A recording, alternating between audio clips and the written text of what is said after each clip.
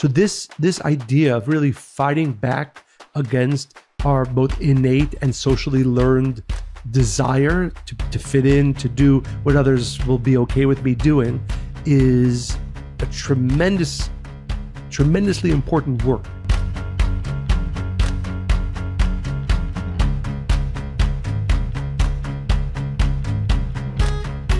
Welcome to Spiritually Hungry.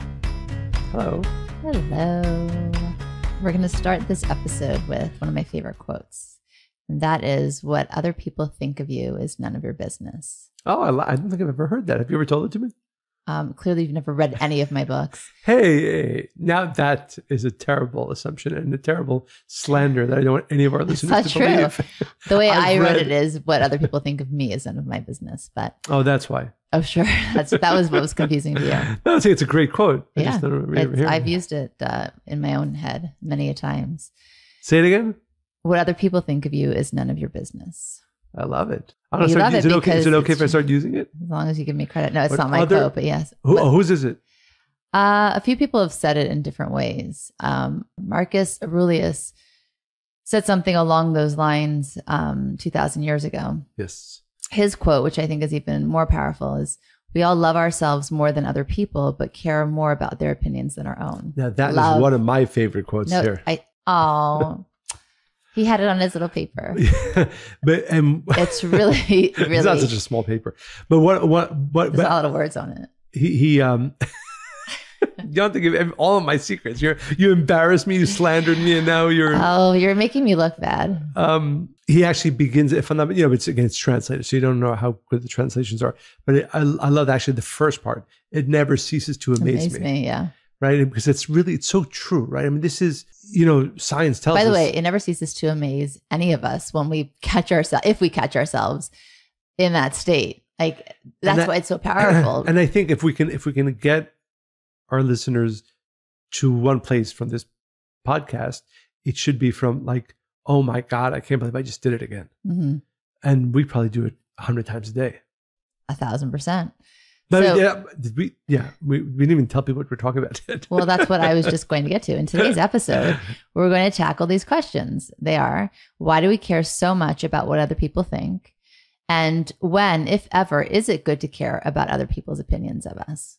Mm. So that is what we will be talking about. When a doctor tells us something important, that's a good opinion. Not opinions of us. Their opinion about us. No, because even with a doctor, they can give you a diagnosis, but maybe their opinion of how you should treat it. Right. Okay. So let's start. Can I take us on a complete tangent? I don't know. You're doing a pretty good job of that so far. I keep bringing us back in. You keep taking us back out. One of our favorite podcasters is Dr. Mark Hyman. And he has a very good podcast. If you're not listening to that, I would recommend it. But he talks about blood pressure, right? I think more, I forgot, I could be wrong on these statistics. At least 50% of Americans have high blood pressure. That's a big. And he says something which is crazy. 94.5% of Americans either have obesity, high blood pressure, or diabetes, which means only less than about 6% of the American population is healthy. Well, by the way, all three of those go hand in hand. Somebody who is obese is going to have high blood pressure and very likely instability with sugar. So, yes. Right, but my tangential where are you going? I don't even want to talk about it. Now I'm commenting on it. What is happening here? Exactly. So, but what he said, and this was my point, that, people used to think that you should medicate it with regular medication, when in reality, it's really, I feel funny saying, because it's a lifestyle changes that actually make blood pressure come down. Anyway, I'm not sure. I'm just waiting for what is. Wait, what was the connection? Leave me a second. What is going on here? Give me a connection here. I have no idea. I can't help There is a connection. Just give me a second. I was talking about today's episode. Because you were talking about doctors' opinions. That's why. That's what I was going off. Yeah, I said you should listen to doctor's opinion. You said you shouldn't. You should listen to diagnosis. Yeah, but he's going against what most doctors are saying, which is why we listen to his podcast. Exactly. Okay, I'm so sorry, listeners. I'm going to take us back on course here.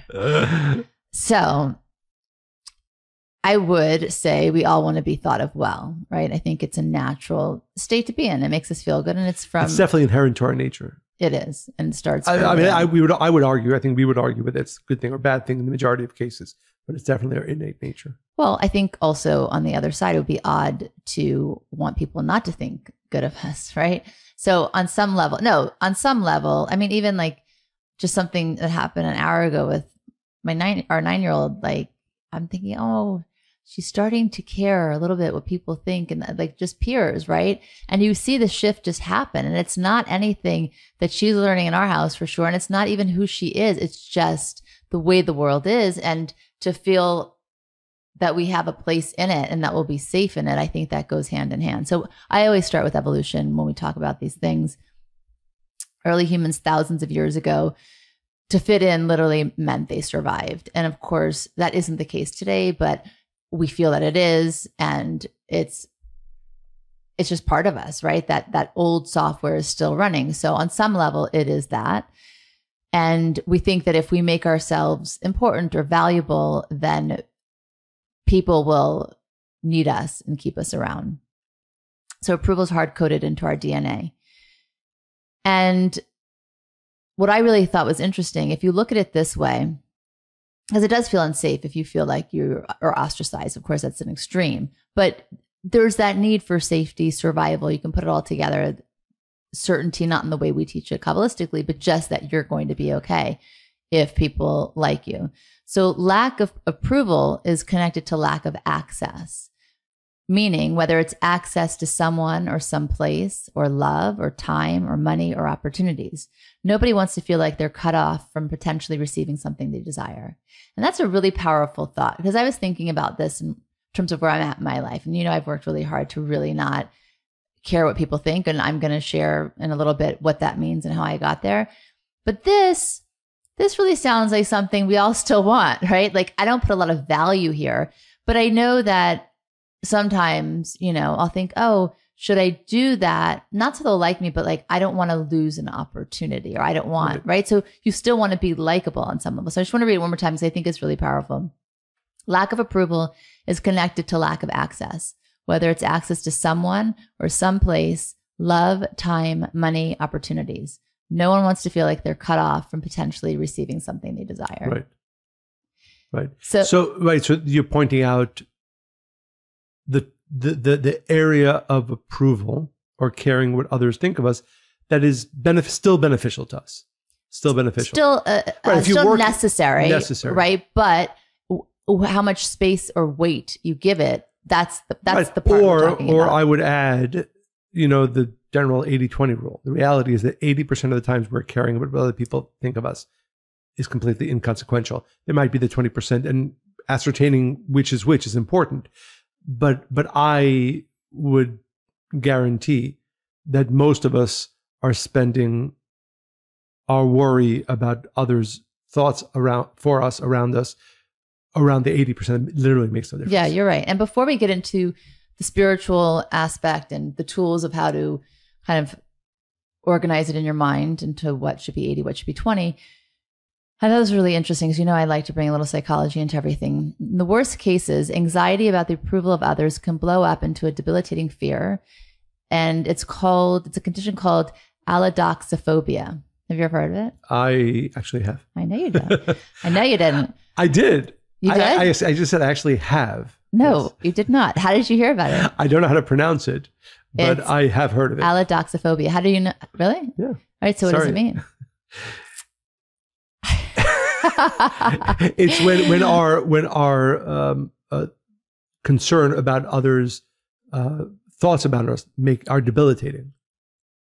Well, it's debilitating because I said that already before I told you the name. But I'll give you a more our listeners could either believe me or not. Definition. You clearly do not. Worrying about the opinions of others that can lower your basic competence in ordinary tasks, such as making decisions. So You're so now plagued with self-doubt because you care so much what other people think. I didn't know there was an actual specific word for it. So that's kind of cool. And this I thought was really interesting too. And I think it gives us impetus for why we might really want to reconsider this. When you're thinking about what to do in a particular situation, let's say whether you're going to speak up in a group, a network in your brain that psychologists call the behavioral inhibition system, BIS, is naturally activated, which allows you to assess the situation and decide how to act with a particular focus on the costs of acting inappropriately. So you assess out a room, how do I want to behave in this? Like if you walk into a library, right? That's an example. Like, I should be quiet. I should get off my phone. When you have enough situational awareness, the BIS is deactivated and the behavioral activation system, BAS, which focuses on rewards, kicks in. But research shows that concern about the opinions of others can keep BIS active, impairing your ability to take action. Meaning you're so consumed with what are they thinking? You're you don't do the action. That should be thinking good things about you. You just don't do any of it. You stay in that state. Interesting. If you always leave an interaction kicking yourself over what you should have said but didn't, it may indicate that you're being unduly influenced by concern over what people think. What if you leave almost every interaction by being upset about what you actually said? That's another problem. Well, you get my point, don't you? Yes. So I would, if we can, go to maybe an extreme example of the other side of this, because I really feel, it's a fact that we don't live in most of us, and I would say all of us to some degree, don't live authentically who we are. Well, to live authentically who you are is a choice that you need to make at some point in your life and do everything differently. Because you don't start out like that. No, of course not. And very few. Well, actually, I would already disagree with that point. I think we actually do start off. Well, yes. You just said about Abigail. I think what happens Yes, we do. You're right. Is that, yes, we do have that inherent evolutionary need, but it really goes full blown when society tells us, beginning even at age 9, it really matters what your classmates think about you. It really matters what everybody else thinks about you. Well, it's so interesting because I wasn't planning on talking about this, but that's why it's so important at that young age to encourage and empower children to take a stand, to speak up for themselves. And something happened last night that I think is such a powerful example. One of Abigail's friends sent her, do you remember those terrifying did you ever get those? I got them. I'm trying to remember if I ever got them. This again, we lived, me. When we were younger, there were no cell phones, right? So it was. How did it come about? I do remember hearing about these things, but these are probably letters when we were growing up. No, I got them. Well, tell everybody what we're talking about. Yeah. So I was upstairs and Abigail comes running and you weren't home, and she's speaking, and I think I was like reading something. She's speaking very high. I didn't know what she was going to say. I said, why are you speaking so loudly? And then I started to realize that she's really terrified. And a friend sent her a message saying, Teresa is going to, if you don't send this letter to 10 other people, Teresa's going to come. And I don't know, it's all kinds of things. You read it. Yeah. She had died 27 years ago. And if you don't send this to 10 of your friends, she's going to sleep with you and haunt you every night. And so precious, vulnerable, empathetic Abigail believed with every fiber of her being that Teresa was there, because she was like, oh my God, what am I going to do? And I said, Abigail, this is not real. I said, people did this to me when I was a kid. Even when I was an adult, it's really inconsiderate, because even if we know it's not true, it feels real. And then you think about, I don't say bad energy and bad karma, but basically like, oh my God, I don't want to be haunted. She's like, oh, I know it's not real, but why would my friend do this to me? And then we started to break it all down. So I said, I think you really need to express yourself to your friend and tell her that you didn't appreciate it and that, you don't ever want her to send you something like this again. And she's like, I can't do that. I said, why can't you do that? I said, I think if you do that, you're going to feel better about the situation. And then we're going to delete this text. So she didn't tell me what she was going to do. She comes back and she's like, I sent this. And it was the most beautiful, specific text where she was authentically being herself. She says, hi, I really don't appreciate that you did this. Please don't ever send this to me again. I don't want to read these things. And if you were a good friend, I would think that you wouldn't want to send this to me either. So the friend writes back, well, it's just fake. It doesn't mean anything. She's like, well, then why did you send it to me? Because obviously you have to send it to 10 people. And I said, well, she must have been scared too. And so the friend writes back, I was scared. I'm so sorry. That's why I sent it to you. I won't do it again. And Abigail says, thank you very much. And you shouldn't do it to any of your other friends either. And I forgive you and I still care about you and whatever. And it was fine. But then she was able to move past it. And it didn't scare her as much anymore because she realized the intention of the friend. She advocated for herself and she wasn't afraid to be seen. So I just think I was like, yes, that's just awesome. Absolutely. A beautiful story. I'm happy you shared it. But actually, 27 years ago. I would say two things, one for our listeners and one for you, Monica. For our listeners, I think what the story Monica shared is so important. And this idea is so important. I think all of us realize we're plagued by this. And like we just said, the reason in obvious and subtle ways we do not live our authentic selves or even reveal our authentic selves to the world is because we care so much about being accepted and what others think about us. I would strongly, strongly recommend every one of us, certainly those of us who have children, have this conversation as often as you can with your children, because that'll give them hopefully the strength as they grow up to actually be themselves. Second, I think one of your next books, children's books, should be exactly on this topic. I think it's a very important one. Authenticity? Yeah. Like this just story, maybe it's even based on the story you just told. I think for our listeners to realize it's not just in the great ways where I don't say something or I don't do something because I'm afraid of how I will look, even in the things that we do, right? Even often what we wear, right? Or where we shop, like even the most silly things are based on what? Are they based on truly our authentic desire, even taste? Or is it so much an effect of the world around me? So this idea of really fighting back against our both innate and socially learned desire to fit in, to do what others will be okay with me doing is a tremendously important work. And so I don't think I can speak for myself. And even though this is something that I try to spend a great amount of my life leaving, we all are plagued by this, and some of us more, some of us less. And for me, one of my favorite biblical, if not my most favorite biblical figures is Abraham. And he's named many different things.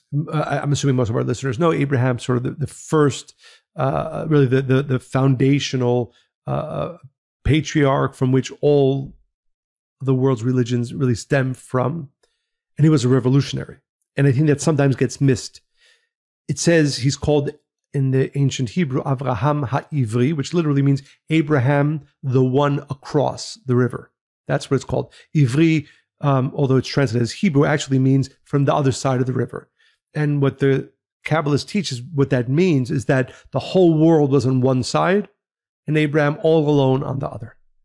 Everybody disagreed with him. Nobody liked him. Everybody fought against him. Everybody wanted to destroy him. He became the great spiritual giant for only one reason. He said, I'm going to find the truth. I'm going to live the truth. And even if that means, which actually, in our lives, sometimes we think, oh my God, I just did this really embarrassing thing. The whole world now hates me or thinks I'm an idiot. Mm-hmm. He actually lived a life where absolutely every single known human being living at that time hated him, thought that he was an idiot, thought that he was a crazy person. Wait, did that change? Yes. Over time, people came around him, people came to support him. But where he began in his 40s was in a place of Abraham, the one from across the river, where everybody said, the whole world, known world is on this side. You, the crazy idiot, the one we don't like, you're there all by yourself. And for me, that's often been a very strong, I don't know if the word is motivation, but where I want to go. I want to live my life in such a way where it doesn't matter. If I am the crazy person or the idiot across the river, I'm going to desire and push myself to live my truth, to live, to get to know what I truly believe and live it. And by the way, if you want to do something in this world, which is a different topic, but if you really actually, we speak about this often, each one of our souls has something very unique to bring into this world. What does that mean? It means nobody else has done it. It means maybe nobody else will understand it. So actually inherent in actually accomplishing the purpose for which our soul came into this world is being an oppositional person, which means often people won't like me, people will not understand me. And if we don't embrace that, we can live a life where everybody likes us, but we actually don't accomplish what we actually came, the unique light and revelation for which our soul came into this world. So it's very important. The opposition is usually the making of us. When I hear these kinds of stories, I feel better about every single thing that happened to me in my entire life. I mean, I've already come to that place anyway, but it just becomes so clear. Absolutely. And I'll remind you this, I have shared this before, but it's one of my favorite teachings and understandings. My father's teacher, his name was Rabbi Yehuda Tzvi Brandwein. And he taught my father a lesson that my father would often repeat. And that is that if a person leaves this world and he goes to heaven, or whatever, to that place of souls, and he says, everybody loved me, I had not one enemy, then he's given the first ticket to hell.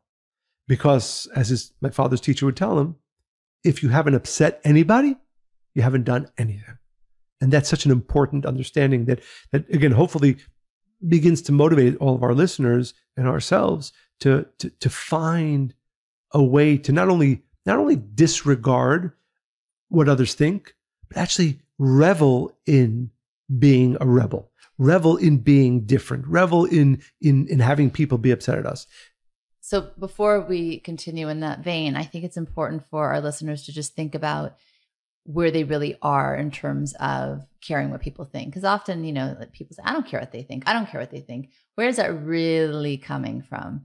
So of course, it's a great goal when it's in the right way. So here's some examples. I want our listeners to think about what resonates with them and where they're at. So 1, you review situations over and over in your mind, looking for mistakes you may have made or ways in which you have sounded stupid, right? Another, when you hear someone has said something negative about you, you dwell on it, regardless of whether it's true or not. This is one we have fun with this one. Yeah, this used to be one of mine. Now it's like, again, I can share, like sometimes we have these conversations. I love it's a thing you do. If I can share, then you continue right away. Nobody ever gave you permission. I have no idea what you're going to say. Can I share? Maybe. Okay. Try. There you go. I knew it was going to be a maybe anyways. I might as well go for it. So we have this conversation, but this person said this, and one of the things that we often speak about is the fact that if you're doing something in this world, you're going to have opposition. You're going to have people that don't like you. Take that as a given, because sometimes, you would ask, well, is this ever going to stop, right? Are people going to stop, being, negative or? Well, the ones that are based on like something that I didn't even do or say, matter. I know, but that's, I'm like I said, it doesn't.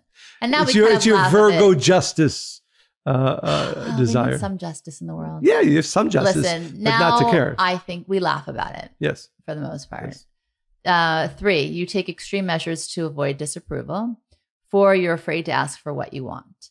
So the last one's all about shame, which Say it again.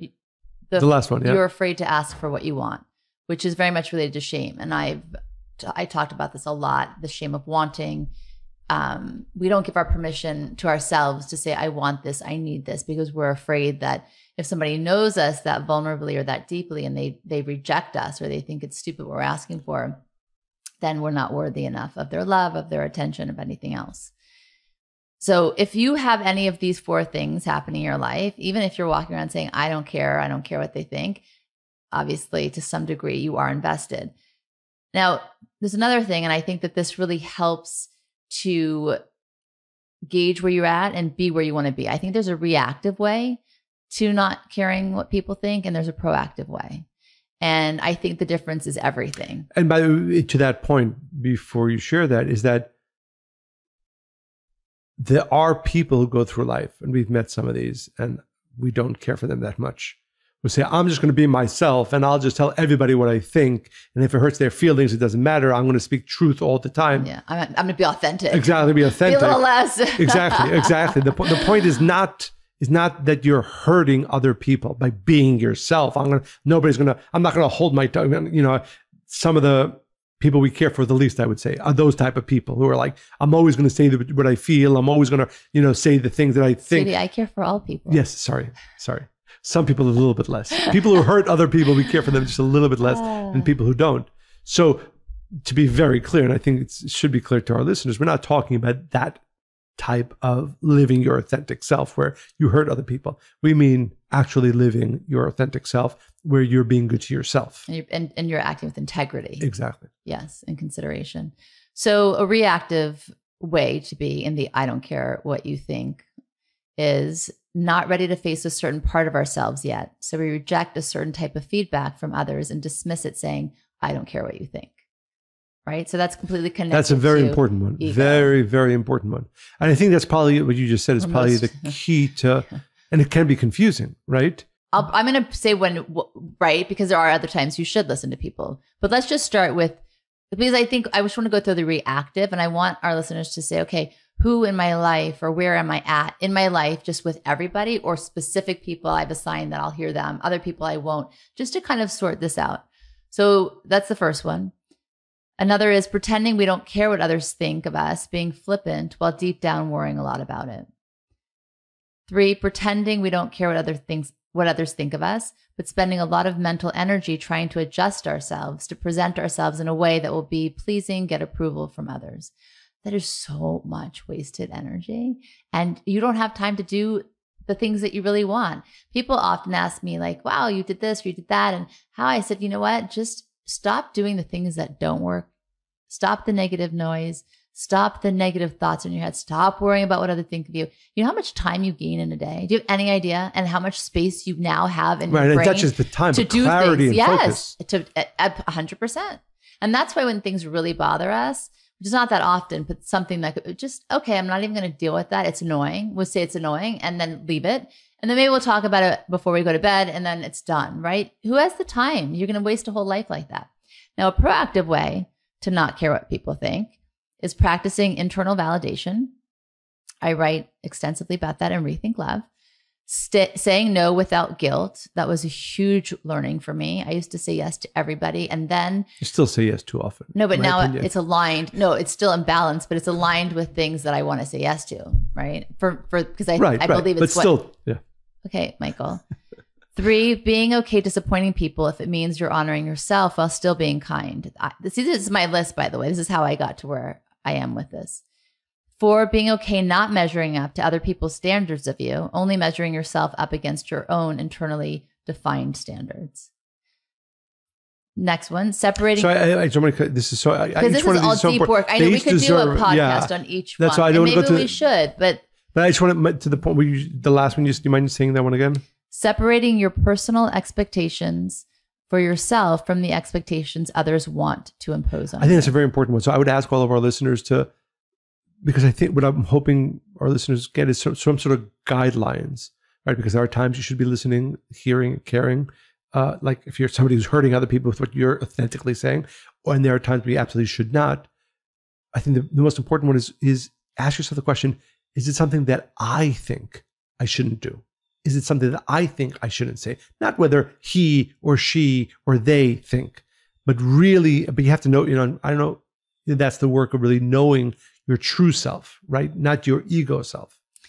And this is the work of a lifetime. Right. But it needs to start. And I think and that's integrity, right?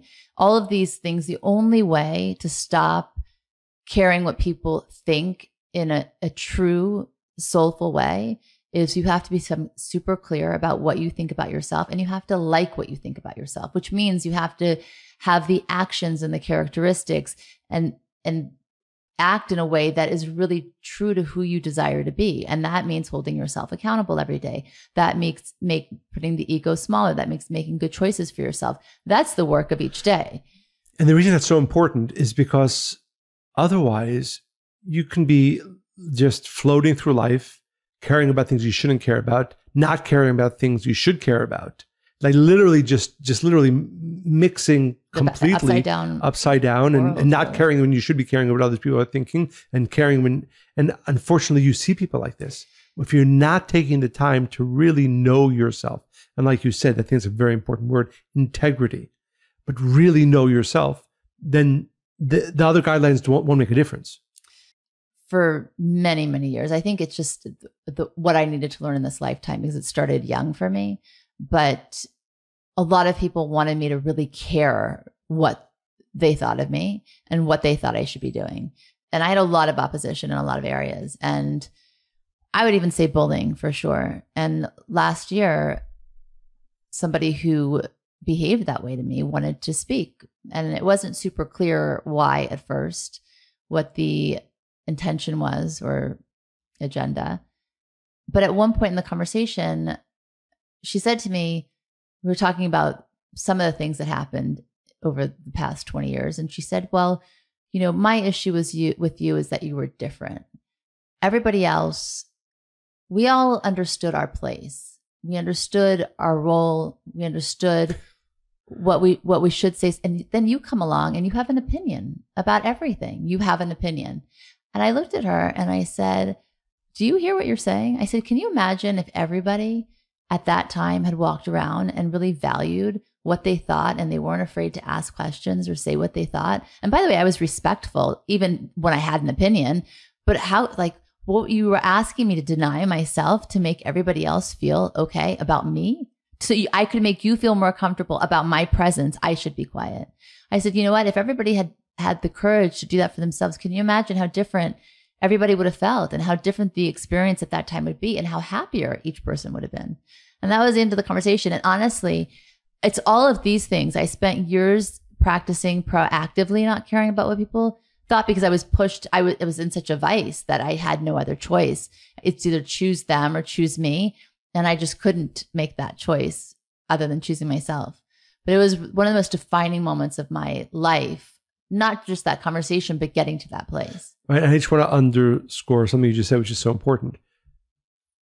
That phrase, if each one of our listeners can live with that mantra, choose you, right? Because you're not. Most of us spend so much time choosing other people, not choosing ourselves, which is crazy. Like, it goes back to the Marcus Aurelius quote, but that's the truth of so much of our lives. You choose him and her and people you don't even know. By the way, you want to talk about that for a second? Do you realize that the people that you care about their opinion today, in 5 years, it's going to have a different face and a different name because that person's probably not going to be in your life anymore. 20 years, different face, different name. You're going to spend your whole life just changing the faces and the names and still the same behavior and attitude. And again, today with social media, you are actually caring about somebody you don't even know, you will never see, but they influence you in such deep ways. It's literally it's really insanity. Insane. I feel literally insanity. Okay, I'm almost finished with the list. Yes. Not letting any singular opinion or point of view change your big picture perception of yourself. That's a big space to hold. Very important. Not letting negative feedback deflate you, using it as fuel for learning and growth. Being able to listen to feedback without immediately rejecting it or taking it as an absolute truth. Listening and reflecting on it with an open mind, heart, and then deciding what you want to keep or what you want to let go of. It's discerning healthy feedback from useless criticism. But to do those last two, you have to do the first part of the list. If not, you won't be able to do it. And I've touched about this before, but for me, one of the most important ways to disengage from the wrong times of caring what other people think. I often go back, as we've shared, about 2 years ago, my mother left this physical world. And it's so crystallized for me, this idea. I went back in my mind of so many of the things that had upset her or people that had disappointed her, and we would talk about. And then after she left this physical world, the thought came to me like, obviously none of that matters. None of that matters.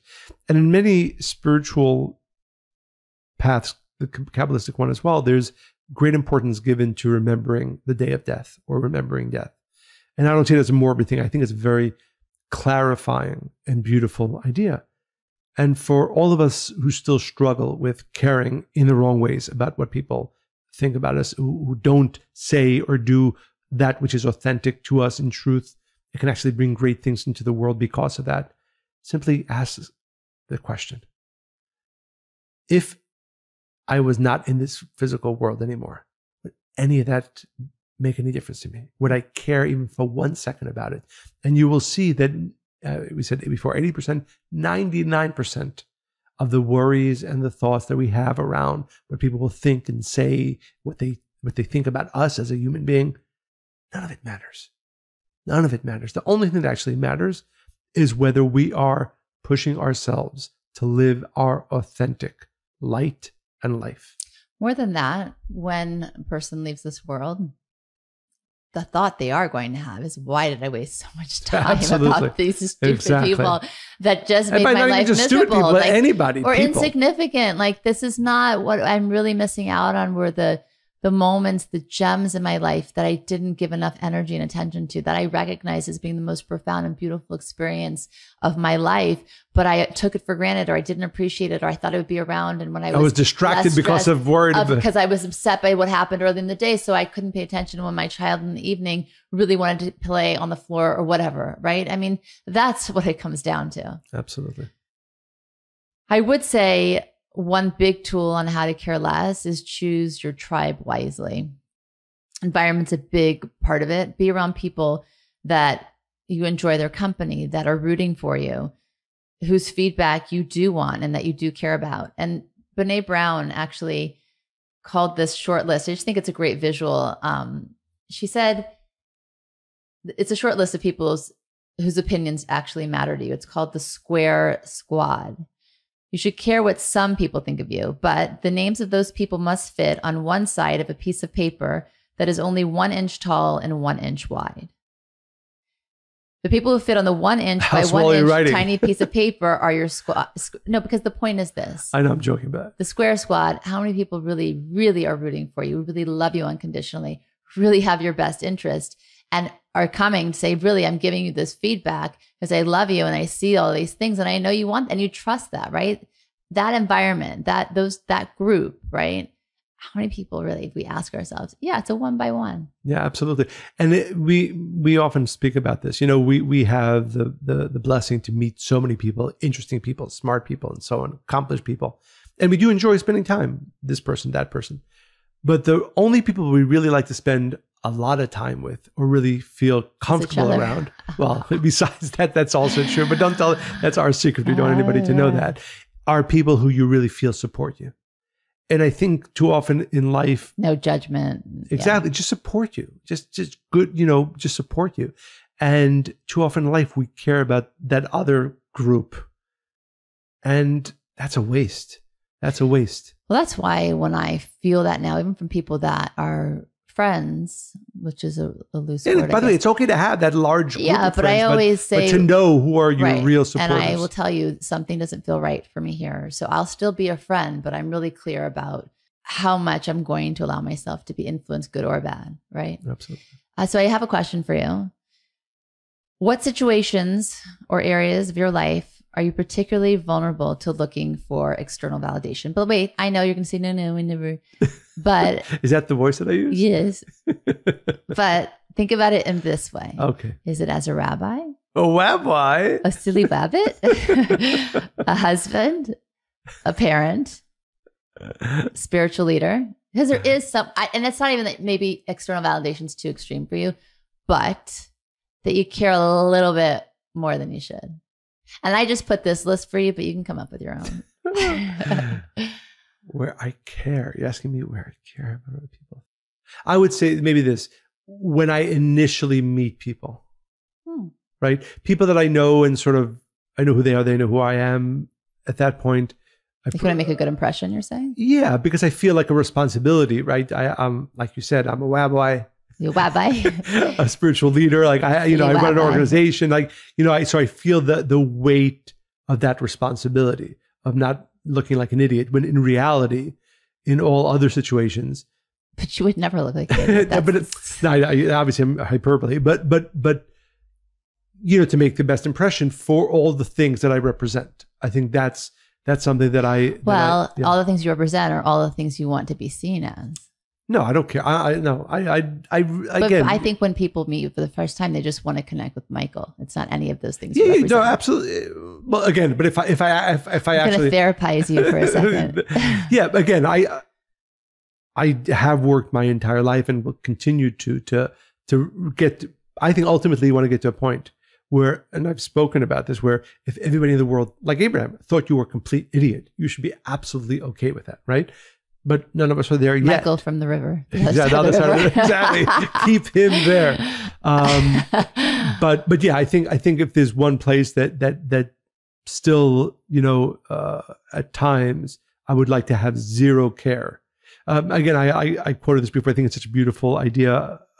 My father's teacher, Brown, I mentioned before, he did an interview in 1967, and the first paragraph of the interviewer said, "I realized when I sat down with Reb Brownwine that he could not care less whether I wrote the best things about him or the worst things about him."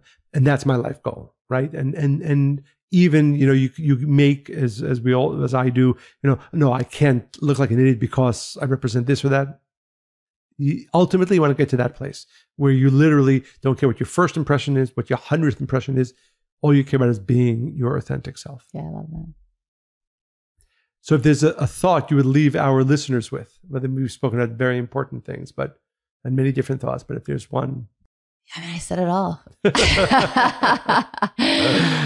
Well, I'll take a stab at it. I would say that endeavoring to care less and less every day. From a proactive from a proactive way, like Monica explained, about what people think about it is probably one of the most important tasks of our lives. And unless we're doing it consistently, it's not just when you did something and now what do they think of me, then you think about this idea, but actually proactively living your life in the direction of caring less and less. That is the only way for your soul to actually reveal its great light and potential in this world. The only thing I'd add is just, don't talk about Teresa, who's going to come and haunt you 27 years after her death. That's all. Yes. Okay, I'd like to share a letter from one of our listeners. This was both very moving and beautiful, and so thank you for sending us this email. Hello, Michael and Monica. My 2-year-old son passed on a year ago. It was sudden and unexpected, and I was 5 months pregnant with my second child. Since then, I have been on a journey to raise my vibration, to find my son and unlock a knowing that I will see him again. I meditate daily, journal, read, and of course, listen to podcasts. My journey currently has circled back to me, though. I have had to learn how to be happy, present, and look at aspects where I can grow. My spiritual practice still continues, but I am on top of the lesson plan. Thank you for providing a platform that embarks on the journey starting within. I so resonate with everything you speak of. Much love to both your time and guidance, Rachel. Thank you, Rachel, for... I can't get over the... Yeah. No. Thank you. We send you strength and a greater sense of peace and purpose and we are humbled. I was just going to say that. I was going to say hot inspired, and I was like, no, we're humbled. By being able in some way to support your journey. And again, inspired that you're actually on a spiritual path after enduring so much pain. Mm. That's all I can say. It's just beautiful, and really thank you for being vulnerable and sending us this beautiful email. And as a reminder to all of our listeners, send your stories, your comments, your questions to Monica and Michael at Kabbalah.com, because they do truly inspire us and often humble us. And it's what continues to drive us and awakening greater and greater desire to not only create the podcast, but also disseminate it as widely as we can. So please do everything you can to help us disseminate it, and make sure to send your stories, comments, and inspirations to Monica and Michael at Kabbalah.com. I hope you enjoyed this podcast as much as we enjoyed recording it. Stay spiritually hungry.